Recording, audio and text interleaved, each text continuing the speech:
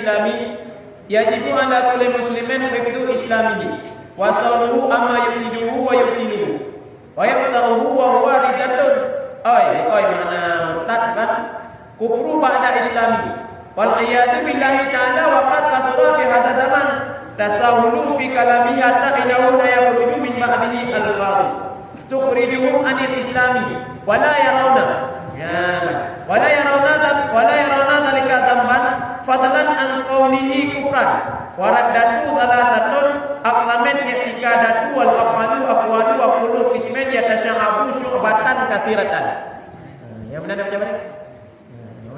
Kitabnya le tukuimu yajibu ala kulli muslimin wajib le ditanya ala kulli di atas orang yang Islam, orang yang muslim, orang Islam yang katanya merasa sebagai orang Islam yang muslim, putra wajib di atas katanya hifdu islamihi, tak pelihara Islam, tak jaga Islam.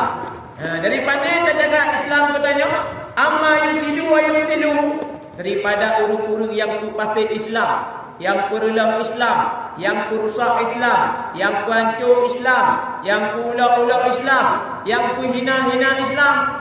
Makanya wajib jaga. Kaji tanya ke pegang perkara wajib jaga. Pertama nasab, yang wajib jaga nasab sebenarnya. Keturunan yang wajib jaga ni.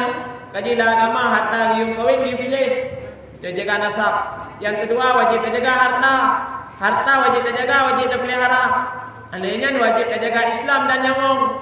Nyo wajib jaga. Tingkatan wajib jaga harta mentang baru ada kitab. Tekedi tanya tengah tak sembahyang. Sembahyangnya kewajiban menghadap Allah Taala. Allahu Akbar sembahyang. Tak duduk dompet mikir. Nak penjepek, nak pencuri. Itu harta ni oleh pejabat. Nyanjit dalam sembahyang untuk rebut harta. Sama dengan yang tidur wajib untuk jaga harta.